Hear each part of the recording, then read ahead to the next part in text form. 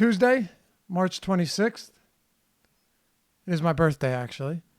And happy birthday. Thanks, brother. And we have not much time left before the season is over. I mean, we're getting close. Yeah, not excited about the season ending, but really excited about baseball starting, so I'll take it. Well, we're also banging out some season previews as well on awesomeo.com. We're going to do division previews. I'm working on the NL East right now, and you are doing... I'm working on the AL East sometime after basketball ends today. Yeah. I started it. I was like, oh, this shouldn't take too long. And then I realized, I know you're the same way. Yeah, it's going to take longer than I thought because I just can't, like you want to just power through it. But once you get started, you're like, well, I shouldn't leave that out. Right, exactly. I shouldn't leave that out either. And then it just keeps getting more and more. And then ultimately you find out that you've written the book. Yep, but pretty much. Yeah, pretty much every deep dive, right? Yeah. Anyway, 10 games today. Josh and I were 2.5 hour strategy show. How? There's like 5 games that don't even matter. It's me and Josh. It's a problem. Yeah. It's an issue, but it was enjoyable. And now we're here just before we get started. And you're right. There are games that we won't spend much time on whatsoever, but I do want to get your quick take just on injuries here. Biggest injuries that stand out to you, biggest news that you might be waiting on. So when it breaks, we'll know what to talk about. Biggest news we're waiting on, I think, is Luka, who is questionable for a home game against Sacramento. I have no idea what that means.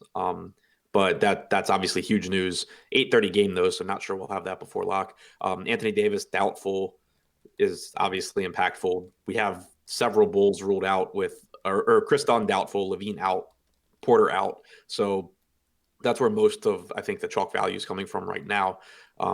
Not a lot of questionable stuff we're waiting on, though. I think pretty much just Luka. All right, well, let's just dive right into it then. 10 games to talk about. Oh, man. Some of them are pretty rough. There's no question, but we'll power through all of them and do our best to get the best information we can out there. And, of course, we're always happy to have you guys with us on YouTube and everywhere else in the Slack chat. You have questions, our premium Slack chat, you can hit us up, or in the YouTube chat as well. Find us anywhere, and if we see it and have time, we will definitely answer. All right, Adam, let's go. We've got Boston. We've got Cleveland. Right now, the Boston Celtics favored by 5 points here on the road. No Kyrie Irving. We are expecting Al Horford and Jason Tatum both to play, so we have that. But, right now, it's actually down to 4.5 points. Robert Williams is doubtful too, for whatever that's worth. Let's start with Boston here on the road. Again, no Kyrie Irving. DraftKings preemptively priced Terry Rozier up to 6,800. How are we approaching this Celtics team tonight? I think it's kind of site dependent in some spots. Horford in particular, I think is a really good DraftKings play with power forward eligibility at 5,900. But on FanDuel, in my initial crunch, I'm getting like none. So he's my favorite play from Boston on DraftKings, and I have none on FanDuel. Jason Tatum, I think, is reasonably priced on both sites, but he ends up being a better FanDuel play just because the power forward position, you have guys, priced up there on FanDuel that aren't priced up on DraftKings, but Tatum is reasonably priced. Same really goes for Marcus Smart, who on DraftKings is in the same ballpark as Hayward and Brown. But on FanDuel, he's a shooting guard. There's not really good value at shooting guard today outside of a couple guys that are mediocre. So I think that getting the Smart on FanDuel is a bit easier than DraftKings. But the main takeaway, Terry Rozier also more favorably priced on FanDuel than DraftKings. Not underpriced, I don't think, on FanDuel either, but he's $300 less than he is on DraftKings. 6,800 is a bit wild if you ask me on DraftKings.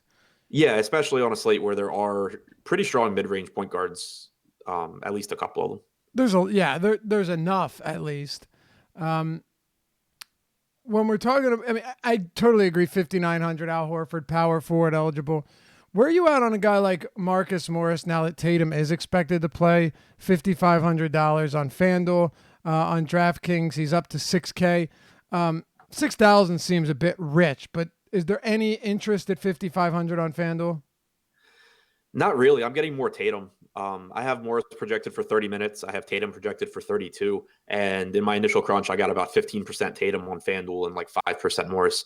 So it's not that I think he's like underpriced, but it's you do have Dario Saric there at 4,100, which is a really good price tag on FanDuel. You have guys from the Pels that you can take a chance on if you want to. And then Tatum, only being $900 more expensive, I think is more appealing.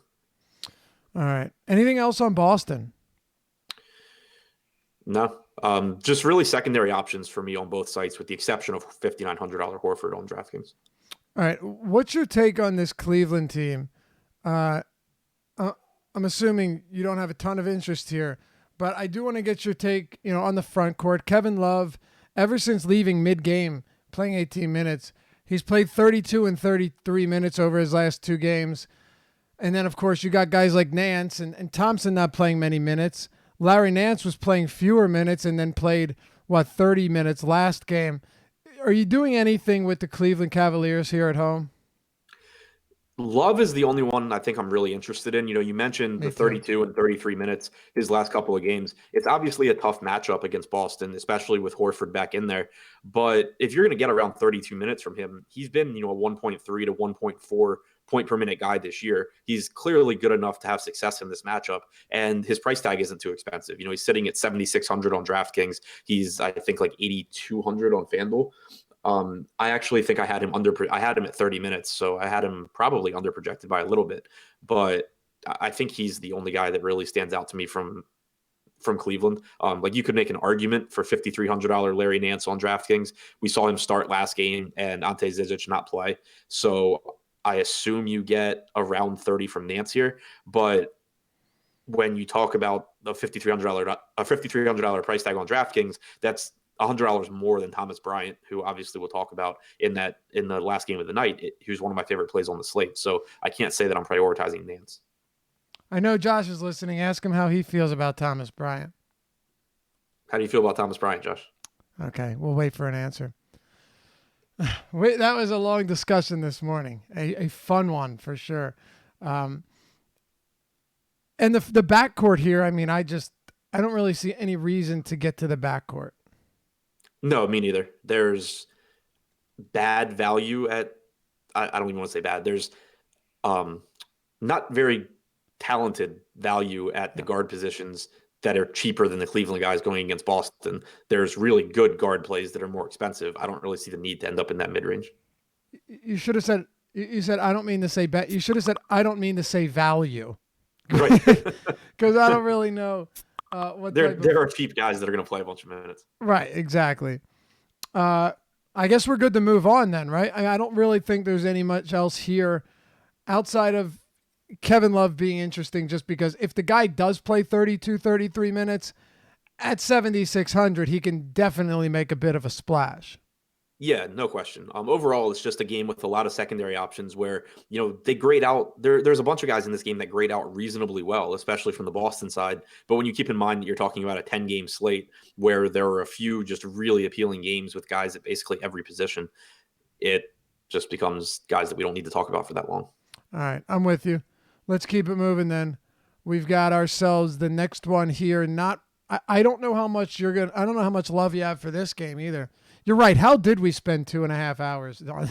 I have much less for this game than I did for the last game. And that says a lot, right? Charlotte, San Antonio. We've got the Charlotte Hornets, 4-point home dogs. The Spurs, 4-point favorites on the road, 220.5 total. So I mentioned this to Josh this morning. Personally, I found it to be very fascinating. And, whether it has much utility or not is up for debate, but I was definitely surprised to see this. Now, I had noticed something earlier in the season. I just didn't think it would be significant. But check this out. The San Antonio Spurs at home this year, and we have a good enough sample size, I think you'd agree. At home this year, the San Antonio Spurs have a 106.4 defensive rating. That is 8th best in the league. 104.6 and an offensive rating of 113.6. On the road, the San Antonio Spurs Offensive rating is 110.6. It's actually, compared to the rest of the league, not bad. Their defensive rating falls to 114.6, fifth worst in basketball, better than only the Cavs, Timberwolves, Suns, and Wizards. 8 points per 100 possessions worse than they've been at home this year. Yeah, that's odd. I don't know how to explain it. But neither do I. But it's weird. Yeah. It's really weird. Like I said, that's why I said I don't know what type of utility it has, if any, but there's no question that you look at that and you say, they've been that much worse on the road defensively than they have at home. Well, something to think about, I guess. Let's just get into it then. You said you don't have a lot. We'll start with the Charlotte Hornets. I mean, are you looking at a Hernangomez hoping to get 20 minutes here? Are you looking at any of these wing players with Nicholas Batum doubtful to play, or is this just a clear stay away spot for you? Yeah, I mean, it's mostly a stay away spot for me. On FanDuel, I don't see the need to go to Hernangomez when you have, $3,500 Okafor, who opened up with Davis doubtful. On DraftKings, if you wanted to use your second center spot and have a little bit of exposure there, then fine. I'm not going to talk you off of it, but it seems pretty unnecessary to me. Miles Bridges is playing bigger minutes. He's actually playing well, but again, it's just not a good matchup against San Antonio. We don't have a very deep small forward position, but we do have some value that is at least in a more appealing spot, and so I'd rather go there. Kemba Walker is kind of interesting. San Antonio, on a per possession basis, has been pretty average against pick and roll ball handlers, but they've allowed the fifth or sixth most possessions per game. So teams have been looking to attack them there. I don't know that really, it doesn't really change anything for me on this slate though. Like, I'm still not putting Kemba ahead of Payton or Trae Young in that game. Right. Not to mention guys like Rondo for less. So Kemba's fine, but I like these other guys better. There's nothing from Charlotte that I expect to get a lot of exposure to. Me neither. Even with Hernangomez, you're hoping that he doesn't get a DNP, number one. And then maybe he plays 20, 23 minutes like that. Right. He's not playing more than that. So yes, he is dirt cheap, but it's not a great spot. It's a game that has a 220.5 total, which given the slate isn't terrible, but there are a few games where it's just, why reach? Like, why even, we talk about this a lot. There's a difference between contrarian and just downright dumb, right? And I'm not saying that it's downright dumb to play anyone from Charlotte, but are you really getting any leverage saying, okay, I'm going to play, I'm going to play, like you said, Kemba against the Spurs over, name any other guards around this price that are in better spots. Like, would you rather if he plays Luka or Kemba? Luka. Trae Young or Kemba? Trae. Okay. Right. So it's not like Walker's terrible, but comparatively speaking, it's kind of hard to get there.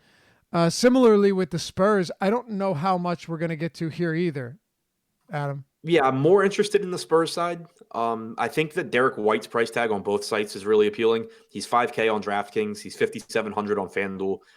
I haven't projected for 28 minutes, but I have him projected for around 30 fantasy points. So I think he's pretty appealing here.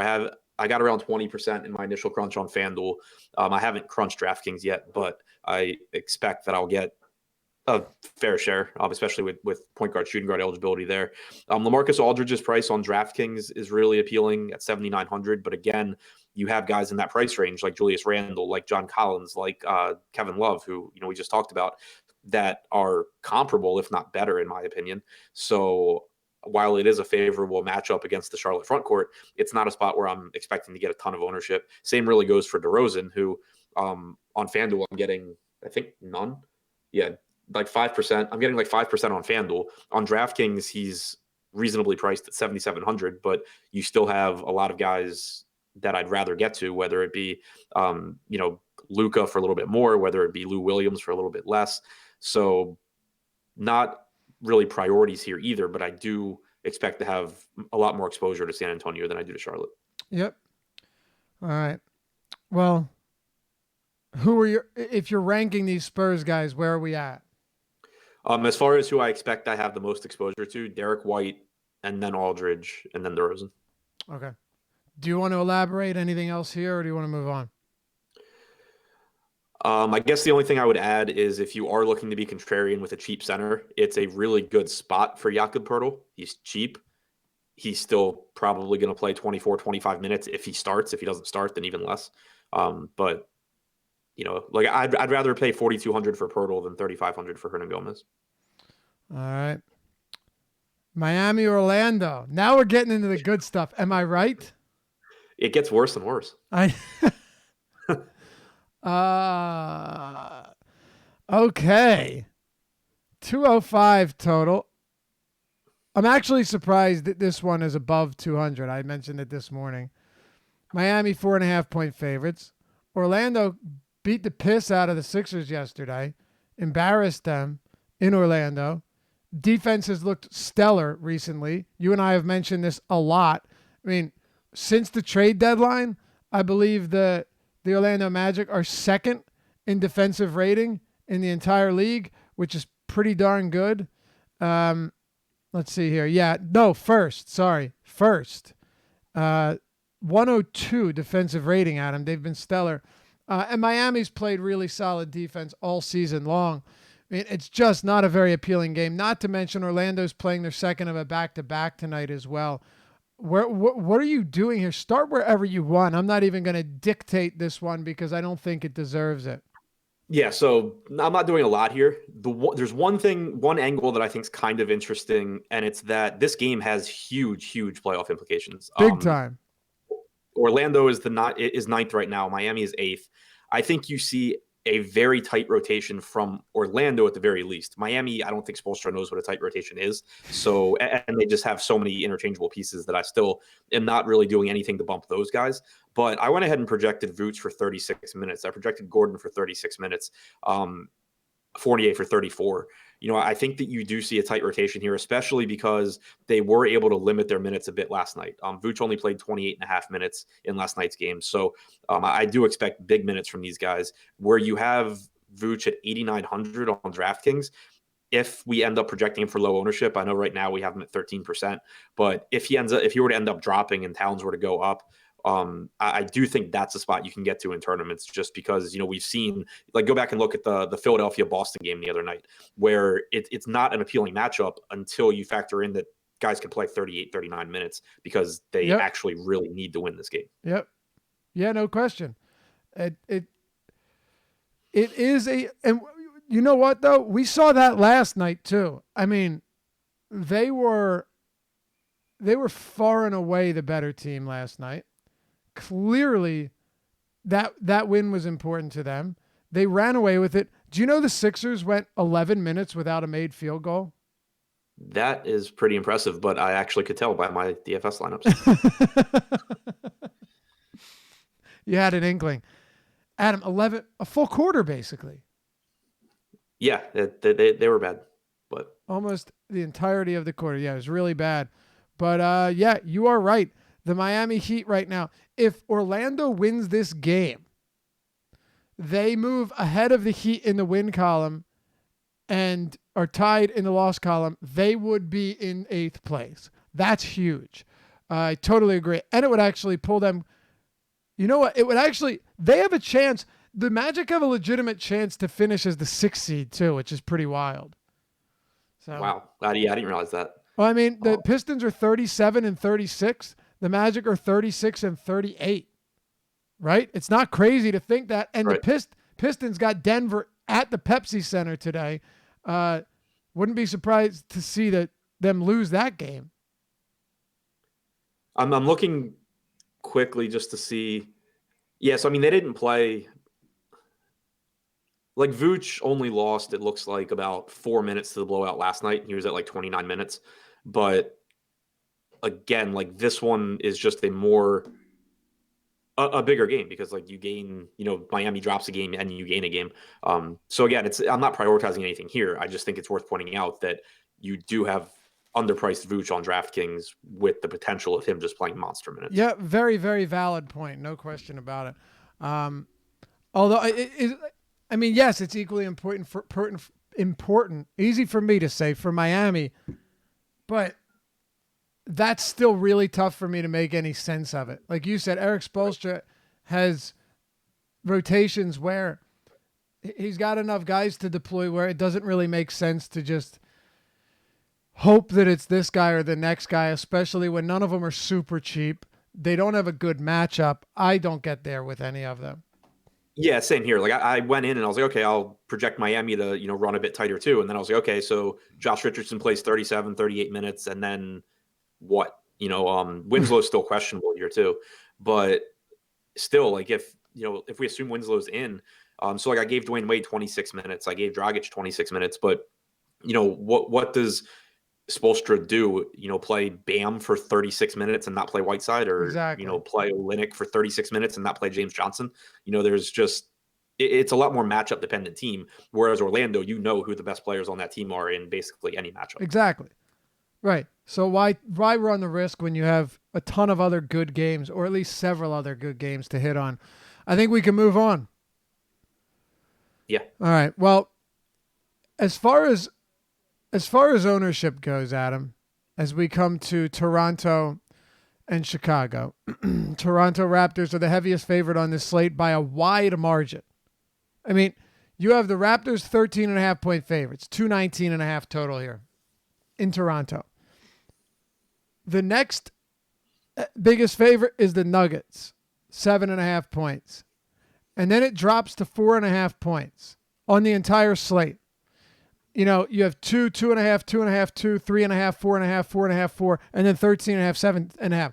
This is, if you're talking about the most lopsided game, it is by far Toronto against a Zach LaVine, Otto Porter, and probably Chris Dunn less Bulls squad.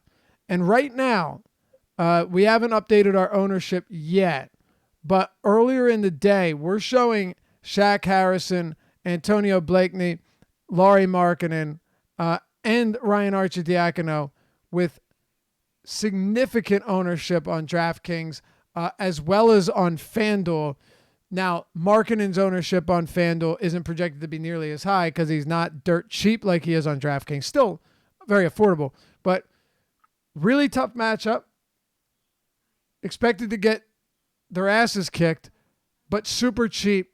And probably going to see a 9-man rotation. I would be surprised to see Boylen run any more than a 9-man rotation. Not sure he even can if he wanted to. It's a really interesting spot because you're giving a bunch of minutes to guys that absolutely suck. They're in a bad matchup against a good defensive team. They're going to be really popular. I was talking a little bit in Slack before our show, and they're obviously good point per dollar plays. They're going to play a bunch of minutes. I expect 35, 36 minutes from Shaq Harrison. I expect 35, 36 minutes from Arcidiacono. I expect, 26 to 28 from Blakeney. I expect around 28 from Selden. So I expect the minutes to be there. But even if you look at their numbers this season, if you take Zach LaVine, Wendell Carter, Otto Porter, Chris Dunn, Jabari Parker, and Bobby Portis all off the floor, the numbers are still garbage. I know. Yeah, Shaq Harrison's played 327 minutes. He's averaged 0.93 points per minute. Okay, that's fine. But so we're gonna play a 60% owned guy for hopefully 30 points against the Raptors. Right. Yeah, hopefully 30 points. Right. At 4,400. When I just think that, I'm not saying that I'm not going to have exposure to these guys because I am, but to me, it's not like, I had 100% McConnell last night. I had 100% Dorsey a couple nights ago. The first game he started for Conley. Yeah, but why would you tout McConnell over Dorsey or over Seth Curry? Shut up. It's just not that kind of spot to me. If I'm even with the field or below the field, I'm fine. I don't expect to be over the field on especially the popular guys. I think that Wayne Selden actually is a really interesting play in tournaments because at least right now, we have Arcidiacono and Blakeney and Harrison projected as 3 of the highest owned guys on the slate. We have Selden projected for virtually no ownership. Yeah. I think he plays very similar minutes to Blakeney. He's averaged, in 183 minutes without any of those guys on the floor. He's averaged 0.8 points per minute. He can pile up stats as well as any of these other guys can. I would much rather just be overweighted on the low owned guy here, underweight on the popular guys, and then hope that some other not very good value that I'm sprinkling exposure to just beats them. And hope that these popular guys play poorly like they normally do. Now, right. So let me ask you a couple of questions here. We'll have a bit of a dialogue. This is actually where Josh and I spent a lot of our time because there's a lot to digest here. First of all, how many minutes do you have Arcidiacono playing? 34. Okay. I have him at 32, but okay, above 30 minutes. Doesn't matter who's off the court. Arcidiacono is still Arcidiacono, but he has been fine in spots where, he has been okay in some spots where everyone is out. Now, what do you have? I guess that one's the most important because you have Shaq Harrison probably 34 as well or around that, and then Blakeney around, I'm assuming 26 or 28. So, yep. Right? Okay. Yep. Selden, I'm assuming you're projecting lower, but what you're saying is it's very possible that he could siphon off some of those minutes from the wings. Right, exactly. What about Lauri Markkanen? Now, he's only played, I think, like 130 some minutes with all of those guys off the court. Per minute production's like 1.06. I'm going by memory, but I know it's close.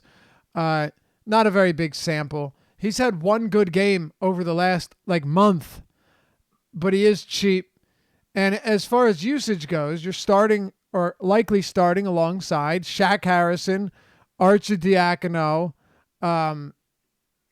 Robin Lopez. Is Blakeney going to start?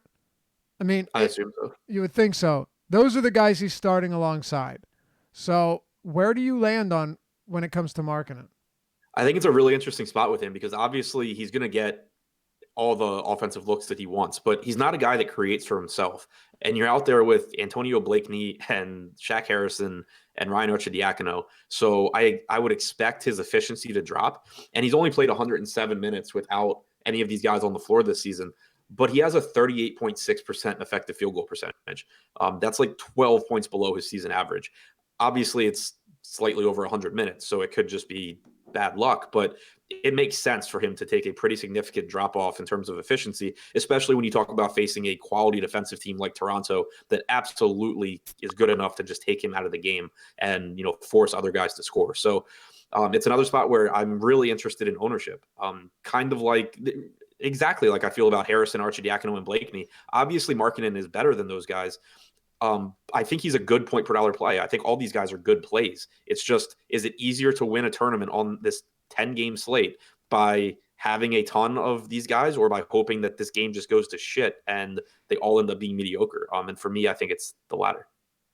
All right. And you could very much be right. So in terms of prioritization, we can factor ownership projections into this as well. How do you prioritize the Bulls? Because whether we like them or not, you would agree that this is a huge part of tonight's slate. Yeah, I mean they're good plays. I'm not trying to say that this is No, I'm terrible. not saying you aren't. I'm saying that whether you're on one side or not, it's likely going to have a huge impact on how tonight turns out. Yeah, absolutely. And so I expect that Arcidiacono and Harrison are I think they're the top two plays here. I have Blakeney right behind them. When you factor in ownership, though, I would rather get to Selden than, I guess any of them, because I think he's the lowest owned. And then Markkanen, I guess, would be my least favorite, only because he has so many actual good pivots around him. That's the one problem with Harrison and Arcidiacono and Blakeney is they're still really cheap and there's not a whole lot of other spots to go to. One thing about Blakeney that I will throw out there before we move on is, unlike everyone else, not named Markkanen, of course, Blakeney is he's a chucker. He is not a guy that's going to rack up a lot of peripherals. Totally understand that. But if anyone were to come out and just take over, I don't want you to get it twisted here. I'm not saying he's going to become Zach LaVine, but if someone's going to come out and jack up 18 shots, it's going to be Blakeney. It's not going to be Arcidiacono. It's very unlikely it's going to be Robin Lopez or even Shaq Harrison, really. somebody like Blakeney will get up a lot of shots. So I do think that's at least worth noting, Adam. He's somebody that if he gets hot, could pour the points in. Yeah, I mean, he's played 226 minutes without any of these guys on the floor. He has a 30.6% usage rate. Yeah. So who do you have off? Portis, Dunn, Porter, Levine, anyone else? Carter. And Wendell Carter. Yeah. So, God, there's so many. If you want to add Jabari, go ahead, but then it just gets out of control. Oh, yeah. I have Jabari off too. Yeah. I mean, at that point, the only one that I didn't bother with was Justin Holiday. Right. But yeah, you're talking about a significant usage rate here. And I think he's the one guy where it could go terribly bad, because if he's not hitting his shots, he's not going to be racking up double-digit assists. I can assure you of that. But like you said, 30% usage rate is significant. 0.88 fantasy points per minute isn't great, but it is what it is, and he's there. I do have some interest in Blakeney, but the thing is, it's not like he's going to be super low owned compared to everyone else. Blakeney is third in projected ownership on FanDuel and on DraftKings, second, or actually tied with Harrison at 47%. Yeah, I was going to say, I knew they were like all at the top, but I actually just looked at what they were. If Harrison were to come in at 47%, Blakeney at 47%, and Arcidiacono at 26%, Arcidiacono is easily my favorite player. I was surprised, too, to see that Arcidiacono. Josh and I had a bit of a disagreement there, because he had him projected for significantly fewer minutes than I do. If you're projecting him for less minutes, then yes, he's obviously not going to be as appealing of a play. But if you're giving him 30 plus and he's coming in with, significantly lower projected ownership, that changes things. All right, enough time on the Bulls. Of course, late March we'd be spending this much time on the Bulls. Toronto Raptors, Adam. It's funny because we got everything for the Bulls that we're talking about, and then you get to the Raptors. Are you on Van Vliet? Are you on Siakam, who's been playing very well? Is there anyone here that stands out to you? Nope. Like Kawhi is my highest rated play here, but I prefer LeBron on FanDuel. I prefer, a lot of people on DraftKings. I prefer Giannis on FanDuel also at small forward. So no, it's not that I think they're, bad, but there's just so many guys at these positions that I prefer. I'm getting to basically nothing from Toronto. Okay, so before we move on, ownership was just updated. I think we take a quick look at this, Adam. So if you want to refresh it on your end. On DraftKings, we got Thomas Bryant at 43%. That should be. I mean, Thomas Bryant, assuming he continues to play monster minutes starting at the 5, that against the Lakers, nonetheless, that is totally sensible. But it's funny because you and I just talked about this. Arcidiacono leapfrogged Blakeney by a large margin. You now have Shaq Harrison at 36, second highest projected owned on DraftKings. Arcidiacono at 31%, and Blakeney at 20%. By the way, you can check out these ownership projections instead of just hearing it from us at awesemo.com. And if you do decide to sign up for a month, you can get 50% off your first month by using the promo code DEEPERDIVE. All one word, Deeper Dive, for the ownership projections, the Fantasy Cruncher add-on, projections for all other sports, ownership projections for all other sports, all of our articles. We got some free content out right now, especially heading into MLB season. So over at awesemo.com, come and check us out. You can do weekly passes as well, but if you want to get 50% off your first month, use the promo code Deeper Dive when you sign up and when you sign out or check out. All one word, Deeper Dive. So we've seen that flip, Adam. And then on FanDuel, Harrison at 30%, third highest overall, highest for the Bulls. Arcidiacono at 27, fourth highest overall, second highest on the Bulls. And then Blakeney, I'm not going to count, around 11 or so at 21%. So there you have it. Wayne Selden still 2% on DraftKings. Right. Does it mean anything to you that Markkanen's come down to 20% on DraftKings? And I think that's. Go ahead. This ownership update is more in line with how, and again, I haven't crunched DraftKings yet, but it's more in line with how I expect my stuff to turn out. We had Harrison and Blakeney at 47% before, and I didn't think I'd get there. 36 and 31, I think, is very reasonable. 20% Markkanen, I think, is a lot more reasonable. 20% Blakeney, I think, is more reasonable. So my guess now is that I end up very comparable to what we have them projected at, and then I end up overweight on Wayne Selden. Okay, fair enough. Yeah, I wouldn't mind if I came in a little heavy on Blakeney now at 20%. I would not mind that, and maybe a little light on Shaq Harrison, especially given that as far as pricing goes, Harrison on DraftKings is he's $1,000 more than Blakeney. So just food for thought there. Do you want any other takes on Toronto before we move on? Nope. Milwaukee and Houston. Fun game to watch, no question. Bucks 3.5-point home favorites, 224 total. You got Giannis Antetokounmpo. You have James Harden. Let's start with the two big guys. We can cross over teams here. What are your thoughts on Giannis and James Harden on a slate where you have Karl-Anthony Towns against the Clippers, LeBron against Washington? He's been playing big minutes lately, and then a few other guys. But at the top, of course, you have Giannis and Harden atop the pricing. Both purely tournament plays for me right now. I think that it changes a little bit. If Luka's rolled out on FanDuel, I'd be more interested in Harden. But if Luka's in, I like the savings there. And then on DraftKings, obviously, you just have completely different roster requirements. So obviously, both of these guys could be the highest scorer on the slate. But when I look at how I have at medium projections and how I have them, and you factor in price, like I prioritize Towns over these guys. I'd prioritize LeBron at a much cheaper price tag over these guys. So it makes it so I don't get them as a priority, even though Giannis is averaging like 1.75 DraftKings points per minute since the All-Star break. Harden obviously is inconsistent as far as his ceiling games go without Paul, but he still put up 3 80+ point games in the last 10 days. So we know the upside's there. It is a pace up spot for Harden, pace down spot for Giannis, but he is just matchup proof. So there's no denying the ceilings are really high. They're just not guys that I'm prioritizing relative to other guys on the slate. Yeah, earlier in the morning, I was a bit higher on Giannis. I've come down a bit. It's not that I don't think he still has monster upside, because he does, and so does Harden. But in terms of roster construction, I'm not getting there as much. I will ask you this, though. You say, strictly tournament plays, and I agree. That's 100% the case.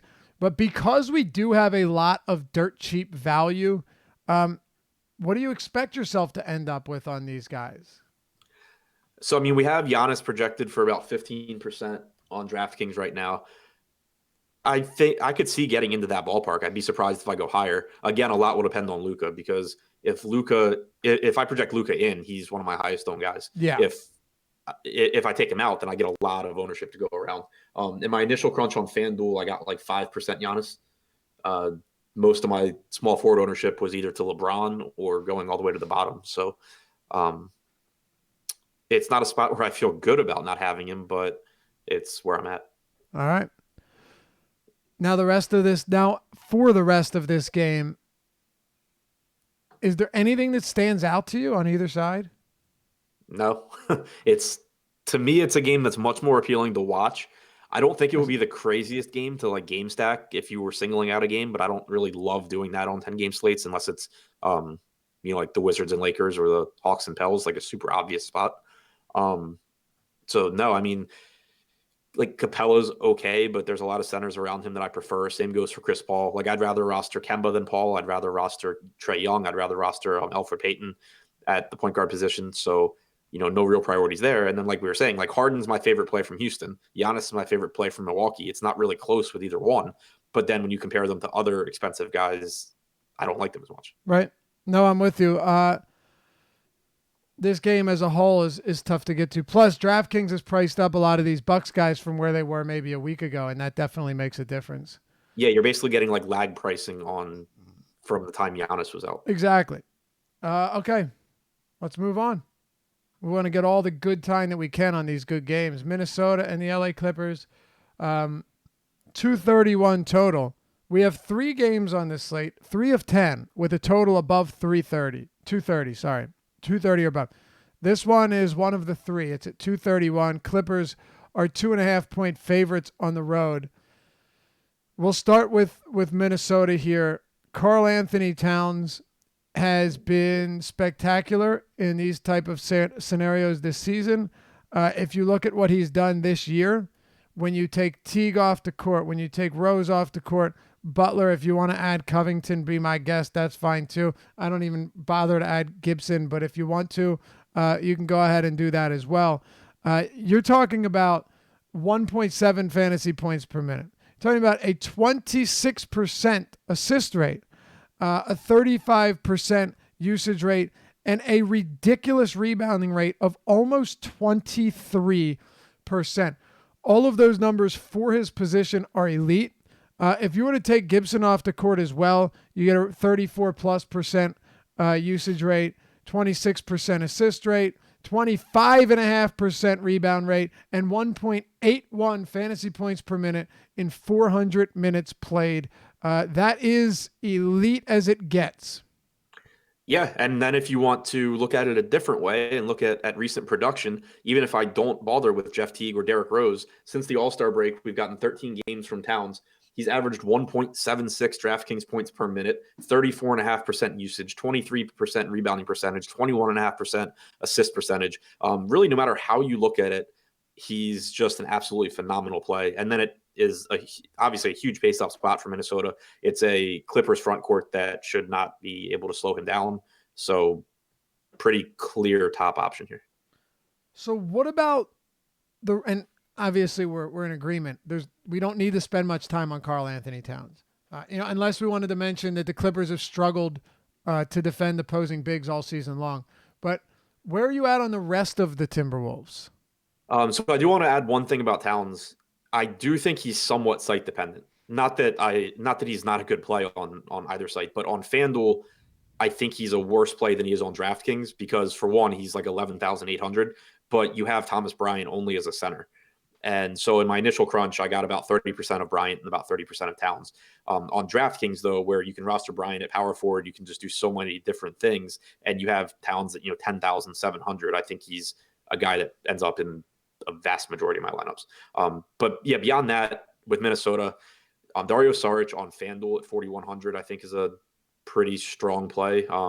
It's tough to find underpriced guys on FanDuel, and he's $700 less than he is on DraftKings. He's still not exciting. I haven't projected for 28 minutes, but it is a pace-up spot. He can go out there and get you, 26, 27 points. Not that, without much difficulty. So no problems there. Tyus Jones, I think, should play around 34 minutes. I haven't projected for just shy of a fantasy point per minute here. Not a priority for me, but if I do end up needing someone in that mid to upper 5K range, I would put him just behind Derek White. Yeah, and you can lock in 30+ minutes, which is at least nice. What are you projecting Towns minutes for tonight? 34. Okay. So then I'm assuming you have him above 60 fantasy points? Yes, I do. What do you got him at? 65 DraftKings. Oh, God, I thought I was high. Josh had 59.5. So, yeah, I got 62. You got what? 65? Yeah. My man. All right. We're in business. Yeah, it's an outrageous spot. If he disappoints, well, it's basketball, but you don't get many better spots than this. That's all I can say. Anyway, I guess we can keep it going here on the other side with the Clippers. We also talked about this on the strategy show, and we're in agreement on the Clippers. This spot's really interesting. It's a fascinating spot because Minnesota defensively is not good. It's a pace-up game all around.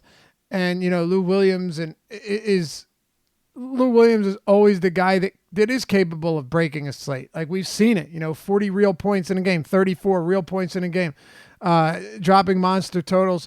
And Doc Rivers is more than willing to run him out there and leave him out there throughout the majority of the second half when he's playing well. But overall, is this a Clippers team that you're getting to with any frequency? Overall, no. Lou Williams is a absolute priority for me, though. Right. I'm saying outside of, let's talk about Lou first. Lou Williams, no. We'll talk about Lou first, and then we'll get to the rest of this team because I completely agree on Lou Williams.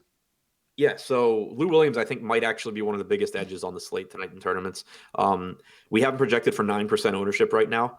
When I do my projections, I look at some other sites just to kind of, for one, to kind of make sure I'm not missing anything, but also I think that's the easiest way to see where you might be able to find an edge because people, use projections from different sites. I've seen a lot of Lou Williams 27 or 28 minute projections. Me too. Yeah. not saying it's necessarily going to happen, but Landry Shamet is questionable for this game. Doc Rivers said that Shamet's going to try and play, but that he doesn't think he's going to.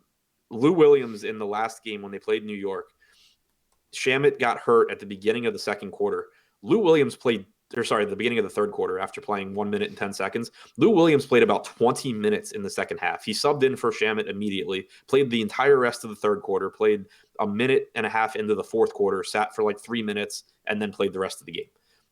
He was the direct beneficiary of Shamet getting injured. So if Shamet's out, I think you get around 32 from Williams.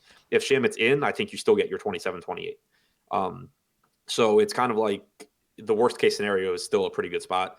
The best case scenario is you get virtually unowned Lou Williams getting 4 or 5 extra minutes that people haven't projected him for, averaging around 1.3 points per minute. So I absolutely love Lou Williams. Me too. But the exciting and great thing about Lou Williams is even if Shamet plays, if Landry Shamet plays and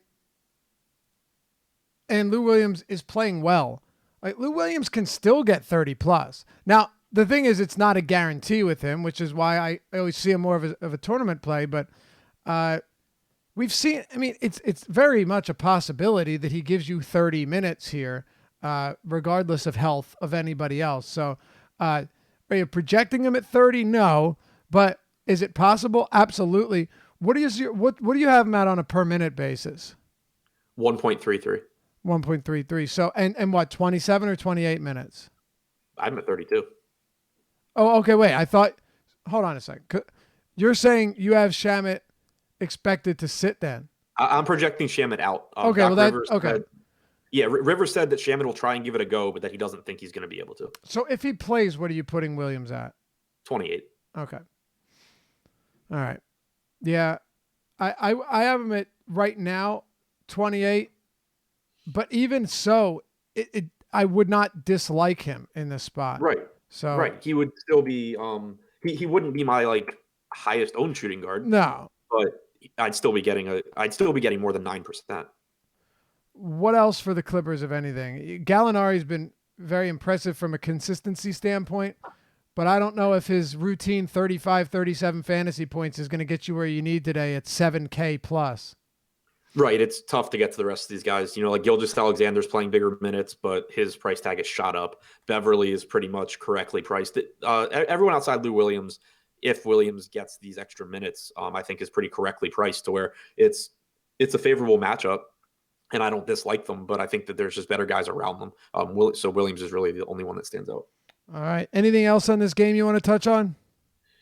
Nope. Okay. Making good time then. We got 4 to go. One of which we won't spend much time on. This one, however, that's a different story. New Orleans, Atlanta, a 242 total. It continues to climb. Highest on the slate by a wide margin. The Hawks, 2-point favorites. How about that? On the road, the Hawks are favored. We'll start with the Pelicans. Anthony Davis, doubtful to play. Drew Holiday just underwent season-ending surgery. This team's beat up on all fronts. Start wherever you would like on the Pelicans. Okay, I'll start with Julius Randle. I'm weird spot to start. Yeah, kind of disappointed that Davis is doubtful because he was another one of my favorite plays today. Yeah, me too. Where I thought people were under projecting him, but I think that's out the window. But still, he's played 26 and 22 minutes in his last 2 games. Those were both blowout losses. In competitive games, one was foul trouble early too. Yeah, good call. So we're still seeing 33, 34 minutes in competitive games. We talked about it before. I do think he's pretty much hard capped at 34 minutes, which isn't perfect, but it's still whatever, especially with Davis out in this matchup. So 34% usage rate without Davis or Holiday on the floor, 22.8% assist percentage. I have him projected for about 1.5 points per minute. He's my number 1 power forward option. It's not particularly close. Right behind him, you have Elfrid Payton, who is expected to play in a great matchup against the probably worst defender in the NBA in a really, really fast-paced game. He has a 17% usage rate, 41% assist percentage alongside Randle without these guys on the floor. I have him projected for about 1.35 points per minute. So he's my second favorite play here. You have Jalil Okafor, who offers you value. I have him at 24 minutes. The minutes projection for Okafor, I think, is a huge question mark. You have Christian Wood, who played about 8 minutes last game. We don't know what kind of run they're looking to give him. You have Diallo, who only played 9 minutes last game. I gave Diallo 18 minutes. I gave Wood 8 minutes again. I think, and I gave Okafor 24. I'm not super confident there, but he's cheap enough that I'm not really that concerned about it. I have him projected for a little bit over a point per minute. But then you even get, so those are the three, main guys for me. But then you still have just underpriced guys. Like you have Stanley Johnson at 4K on FanDuel, 3,500 on DraftKings. He's played 22 and 27 minutes the last 2 games. But even with him projected for 20 minutes here with this matchup against Atlanta, he comes in as a viable value option. Like he's clearly not as good a point per dollar play as the Chicago guys because he's going to play less minutes. But when you get him at 2%, or those guys at 40%, I think he probably beats Antonio Blakeney 1 in 10 times or something like that. So he's certainly viable. Like Kenrich Williams is cheap. I know you like Frank Jackson more than I do, but 5,100 for Frank Jackson against the Hawks is perfectly fine. So there's just a million spots to go to in this game from this team, but also in this game. And that's why I think we've been able to not skip over, but breeze through so many games early because guys just don't really compare to plays from this game. Right. On both sides. I'll just give you, because you pretty much hit on everything, but I'll just give some insight on why you had mentioned that I like Frank Jackson a bit more than you do, which is true. It's kind of simple for me. Look, you're not going to run any type of query on Wowie that gives you monster per minute rates for Jackson. It's not going to happen. He's not that great, and he's a scoring dependent guard. I generally hate playing these type of guys, but the one thing about Jackson that does stand out to me today is he's a shoot first guard against a Hawks team that, if you take it from a couple of angles. Number one, the Hawks have been dreadful against opposing guards this season in every category, whether it comes to points where they've allowed the second most, whether it comes to assists where they've allowed the most, steals where they've allowed the most, and fantasy points where they've allowed the second most. So you have a few things here that make it so Jackson, in the event that he does have a nice game as a scorer, as a shooter, can really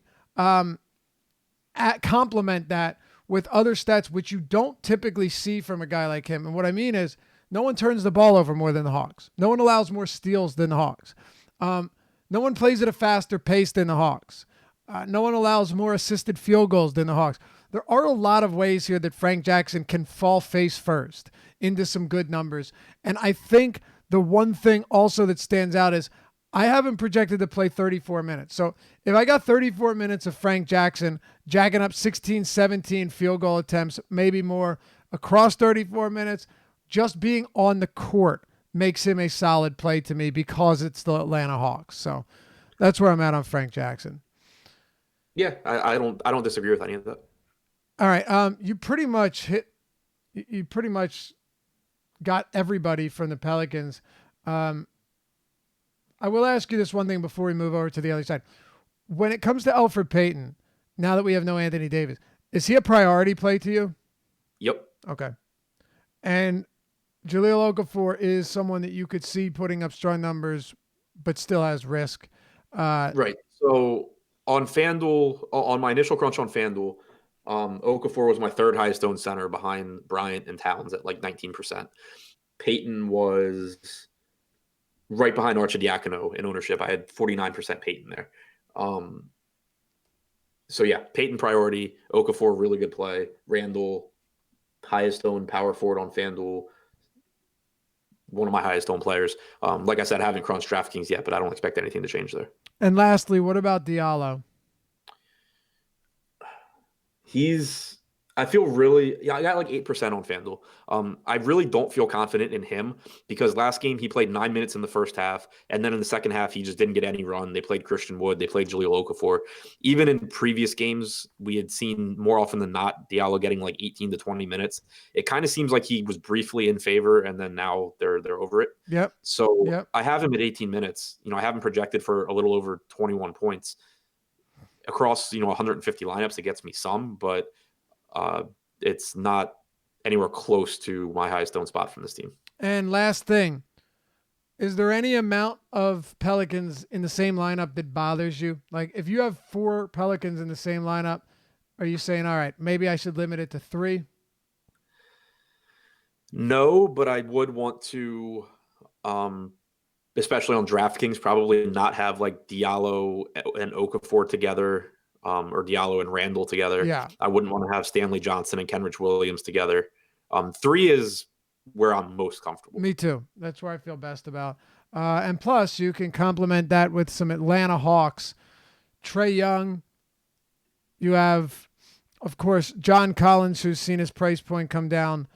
We could talk about Dwayne Dedmon if you like. He does have power forward eligibility, but his price is getting up there a bit. Still a very strong matchup, and he's playing well. What's your rundown on the Atlanta Hawks? A bunch of good plays here too. Trae Young is the top one for me. I don't think that's surprising. He's been playing really, really well. He's still priced very nicely, low 8Ks on FanDuel, 8,200 on DraftKings. Really nice matchup here against New Orleans. They've been, for the season, they rank in the middle of the pack in pick and roll defense, but that's something that should drop off with no Drew Holiday out there. Overall, that defense just gets worse, obviously when you replace Drew Holiday with Frank Jackson. So a nice spot for Young, no question. He's averaged 1.27 points per minute since the All-Star break.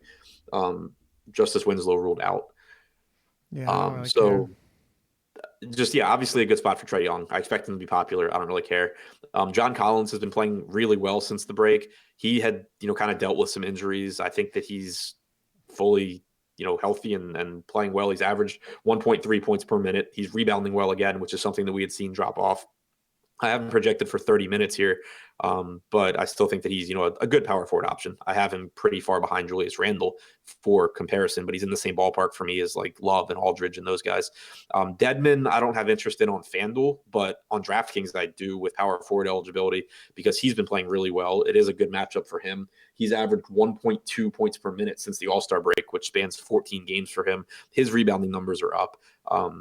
He's someone who I expect Young to have a lot of ownership. I expect Collins to have a lot of ownership. I don't know that Dedmon will. And so that's an interesting spot to get to on DraftKings. And then, sprinkling in guys like Herter and Prince, who I have projected for 30 and 32 minutes apiece, I think, obviously gives you some upside, but I have them behind the other 3 guys. All right. I think we covered it. Still got 3 to go.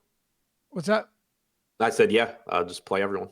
Yeah, pretty much. Dallas, Sacramento, Kings 3-point road favorites, 226 total.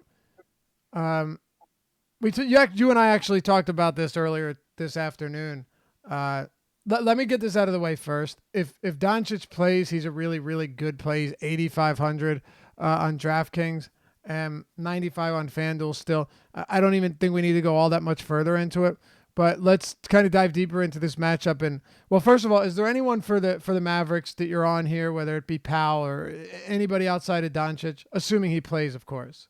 Assuming Luka plays, not with like real frequency. I mean, you have value guys. You have some value in Justin Jackson if you wanted to take a chance there, but it's Justin Jackson. Nothing that stands out outside of Luka. On the other side with the Kings. Why don't you go ahead and talk about what we were discussing earlier this afternoon? So I don't, and this is completely like conjecture, but I feel kind of okay, like projecting it this way. A week or so ago, you and I had talked about if we thought Sacramento was cutting back minutes for guys like Hield and Fox. They had played like 30 minutes in back-to-back games, and then they went back home. They started playing like 36 minutes a night. Then last night you got 30 minutes from Hield, you got like 27 minutes from Fox, and it wasn't like there was anything weird that happened. Like they weren't in foul trouble, their rotations were just shorter. And so I'm kind of wondering if we're seeing Sacramento still really run their guys out there for 35, 36 minutes at home and then kind of, easing them into 30 minutes on the road. I have Hield and Fox at 32 minutes here. I have Bagley at 32 minutes. Obviously he played 36 minutes last night, but you had Bielitsa in some early foul trouble. So I have Bagley at 32 minutes. He is my favorite play from Sacramento. He's the only guy that I think I'll really get to with any sort of frequency. But I just thought it was worth pointing out. Like even if I project 35 minutes, I wasn't going to get to a lot of Fox or Hield anyway. But I think it's worth paying attention to at the very least and seeing if we see a similar thing tonight. Yeah, I agree. With Bagley, though, you saw a bunch of minutes decline. He ends up playing 36, so that's nice. I had a question on Twitter from someone today. He said, what do you think of the Bagley pivot off of John Collins? And really, when you think about it, it's not the craziest idea because Collins is going to be pretty popular. Bagley right now on DraftKings is projected to have 4% ownership. It's not unrealistic to think that John Collins plays 30 minutes here and Bagley happens to, Dave Yeager decides to give him 33 or so. So, no, I don't think that's a crazy idea. I mean, obviously Collins is in the most fantasy-friendly game of the entire slate, but Bagley's been fantastic, and we've seen that his upside in terms of minutes is not 29. It is higher than that, as evidenced by last time out. Yeah, I completely agree. Like, I'm going to have more John Collins than Bagley, but I've talked before about how I think if you're like hand building or single entering a lineup, one of the best ways to do it is to basically build the chalk lineup the best you can and then find spots where you can make a pivot to a low-owned guy. And I don't think John Collins beats Marvin Bagley like 80% of the time. So, which is what our ownership projections, dictate. So, right. Yeah, absolutely a spot where you could just make that pivot and you're automatically contrarian. Exactly. I mean, I think that's really it here. I'm not getting the Fox or Heald, especially not with all the guys we've mentioned and a couple teams that we're about to mention. You're going to be hard pressed to get a lot of exposure to any of these Kings not named Marvin Bagley. Agreed. All right, Denver and Detroit. Adam, I'll give you the odds on this game. Denver's favored by 7.5 points at home, 211.5 total. As I mentioned, Toronto is now 14-point favorites. Denver 7.5. Other than that, every game is expected to be really tight. There's just nothing in this game that interests me. Maybe Jamal Murray as a off the wall tournament player or something. But even with Jokic, like am I trying to get cute and go with Jokic over Towns? I just don't see it. So at least tell me what I'm missing if I'm missing something in this game. You're not missing anything. Obviously, people don't need us to tell them that Andre Drummond and Nikola Jokic are really, really, really good at basketball. And Drummond's cheap. Right. Yeah, he is. He's still, to me, not really comparable to Cat. But if we are going to get low ownership on him, then, sure, at 8,700. Where I do think there's an opportunity in tournaments, and again, just kind of talking about sprinkling exposure to pivots in the same price range as these Bulls. Ish Smith at 4,200 is going to beat Shaq Harrison a high enough percentage of the time to be worth, considering as a pivot, just like we talked about with Collins versus Bagley. I'm going to have more Shaq Harrison than I am Ish Smith, but if I'm hand building one lineup, that's not a bad spot to take a stand. Right. Yeah, I agree. Aside from that, though, this game's pretty much a wash, don't you think? Yep. And again, it's not like it's got a pretty total either. I mean, it's just not a great game. Get to our last game here and make it happen. We'll send you guys on your way. Hey, by the way, if you like the show and you appreciate the content, you want to see more, a thumbs up. Hitting that thumbs up button, liking the video helps us a lot, and it's greatly appreciated. So we appreciate you when you support the channel and the site and us. And subscribe and hit that notification bell while you're at it so you always know when we're dropping new content. Lakers, Washington. The Lakers are 2-point favorites, 236.5 total. It's the second highest on the slate. So the three games with the highest totals, Adam: Atlanta, New Orleans, 242, Minnesota Clippers, 231, or sorry, I should say LA, Washington, 236.5, and then Minnesota Clippers at 231. Then it drops down to like 226 and 224 with Houston, Milwaukee, Dallas, Sacramento. But this is obviously one of the most favorable games from a pace standpoint, and there's definitely a lot of fantasy value. Also, probably the best overall play on this slate is in this game. You could make a very good argument for it. Talking about, oh yeah, never mind, Bryant. Oh no, Caruso. Yeah. Well, I was looking at the Lakers. I was just like, no, Thomas Bryant. Thomas Bryant. Okay, yeah. No, but I mean, this is another one. It's just like the Pels and Atlanta game. There's a million different plays from both sides, and the pricing is really appealing here too. From the Lakers side, you have LeBron, who I actually really like here.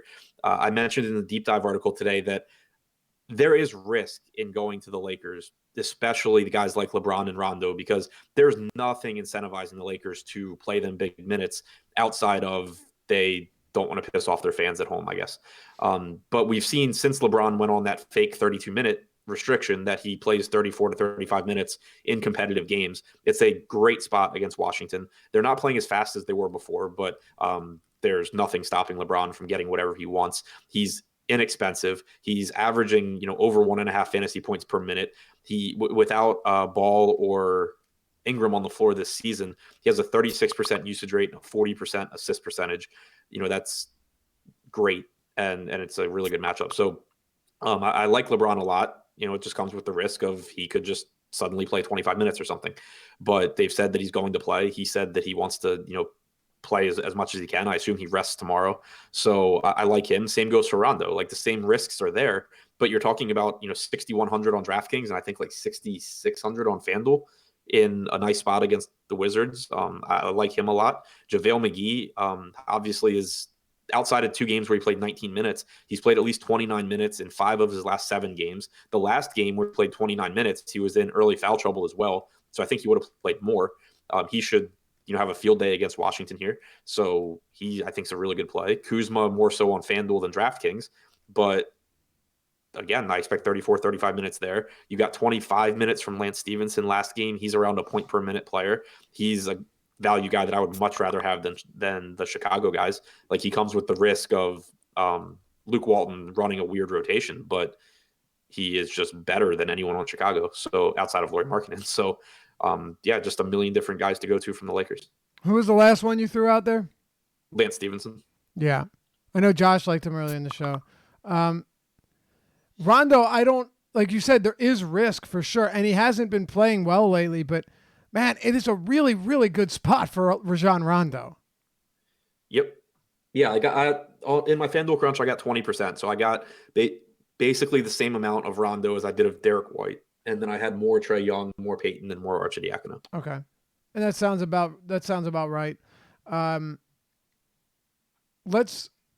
McGee.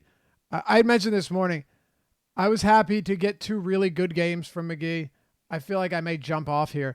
Not because I don't think he can produce another solid game, but I do, number one, still think that his minutes are in flux. Now, keep in mind, people would say, why would you play him? He's played less than 20 minutes in 3 of his last 6. Well, he's also played 30-plus in 3 of his last 6 heading into that game. Like, he could still play a lot of minutes. But now you're getting a price point on McGee where there is a lot more risk associated with him. If he plays 22 minutes, 6,500, you're likely are not paying that price tag off or even close. And there are a bunch of guys that I can get to at a similar cost that are a bit safer in equally good matchups. It is a very good spot, but McGee, I don't know how much I get to, if any. What about you on JaVale? I think a little bit higher than you, but still, I agree. In my initial FanDuel crunch, I got like 14%. So he was 4th behind Bryant, Towns, and Okafor. I have him at 30 minutes. I have him at 1.3 points per minute. So I still have him, as a strong he's going to play. Pop then, yeah. Yeah. But again, you have only one center on FanDuel. On DraftKings, you have Al Horford for 600 less. You have Bryant for 1,300 less. So, it's still tough to prioritize him. I expect he comes into like the 15% range for me. All right. Fair enough to me.